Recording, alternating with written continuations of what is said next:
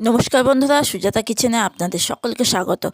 আজকে বাউনির আমি একটা যাদের বাড়িতে বাউনি দেওয়া আছে বা পিঠে করার আছে, আজকে একটা ছোট ব্লগ নিয়ে চলে এসেছি। হ্যাঁ, দেখুন কিভাবে আমাদের বাড়িতে আমি বাউনিটা দেওয়া হয়। আমাদের বাড়িতে এরকম দুখানা ঘটের মধ্যে একটা সিদ্ধ চাল আর একটার মধ্যে আতর চাল বা গোবিন্দভোগ চাল দিয়ে দুটো ঘটের মধ্যে সিঁদুর দিয়ে স্বস্তি গেঁথে এবার ওই দুটো ঘটের মধ্যেই আমাদের বাউনি বসাতে হবে। তা আজকে ভিডিওটা এই কিভাবে বাউনি বসাতে হয় আর কিভাবে বাউনি বসানোর পর আমাদের খোলা পিঠে করে ঠাকুরকে ভোগ দিতে হয়, সেই ভিডিও নিয়ে আজকে চলে এসেছি তোমাদের কাছে। যদি ভালো লাগে বন্ধুরা অবশ্যই স্কিপ না করে দেখো, আর ভালো লাগলে একটা লাইক কমেন্ট করতে অবশ্যই ভুলো না, আর চ্যানেলটাকে অবশ্যই সাবস্ক্রাইব করো। প্রথমে দেখো যে কটা বাউনি নিয়েছি প্রত্যেকটা বাউনিতে আমি সিঁদুর লাগিয়ে নিচ্ছি। আর তার মধ্যে আমি দেখো আর একটা বাটির মধ্যে আমি একটা পাথর বাটির মধ্যে নিয়ে নিচ্ছি গুড় নিয়েছি, আর তার মধ্যে নিয়েছি চালের গুঁড়ো, নতুন চালের গুঁড়ো আর গুড় প্রত্যেকটা বাউনির মধ্যে লাগিয়ে নেবো। কিন্তু এটা হচ্ছে আমার শাশুড়ি সময় থেকে এটা করে আসছি, শাশুড়ির কাছেই শেখা। আর এটা প্রত্যেকটা এইভাবে দিয়ে নেবো। আমার বাউনিগুলো রেডি হয়ে গেল, আর আমি একটা থালার মধ্যে দুখানা ঘট পেতে নিয়েছি। এইভাবে আমাদের বাড়িতে বাউনি দেখো বসায়, আর এই দুটো ঘটের ওপর আমি বাউনি দিয়ে দিচ্ছি। কাদের কাদের বাড়িতে বাউনি আছে অবশ্যই একটু জানিও কমেন্ট করে। আমাদের বাড়িতে এইভাবেই তো বাউনি আমরা দিয়ে থাকি। এবার দুখানা বাউনি দেওয়ার পর সুন্দর করে ফুল দিয়ে সাজিয়ে নেব। এইভাবে আমাদের বাড়িতে বাউনিটা দেওয়া হয়। আর বাউনির একটা মন্ত্র আছে, মন্ত্র বলে আর বাউনিগুলো দিতে হয় সাধারণত। আর যে বাউনিগুলো আছে দেখেছো সেইগুলো কিন্তু আমি অন্যান্য জায়গায় দেবো, যেমন ঠাকুরের ঘটে মা লক্ষ্মীর কাছে, তারপরে আমাদের ছাদে দিতে হয়, বাক্সের ওপর, বাক্স থাকলে বাক্সের ওপর, আলমারির ওপর, ছাদে, এইগুলো সব জায়গায় বাউনি দিতে হয়। দেখো আমি একদম বাউনি সুন্দর করে সাজিয়ে নিয়েছি ফুল দিয়ে।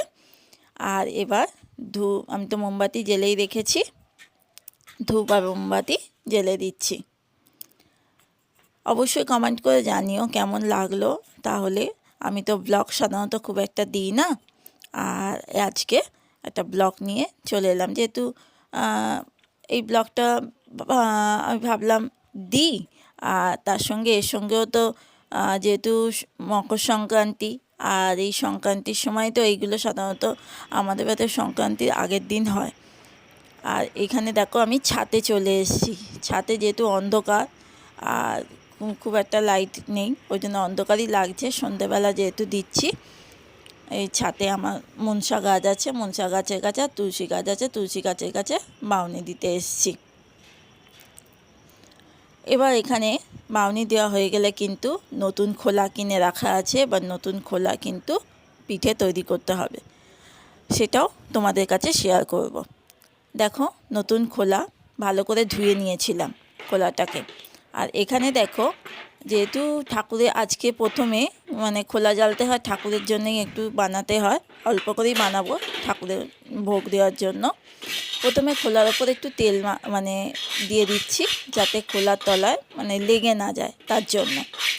আর এখানে শুধু চালের গুঁড়ো উষ্ণ গরম জল দিয়ে আর সামান্য লবণ দিয়ে গুলে রেখেছিলাম 10 মিনিট আগে।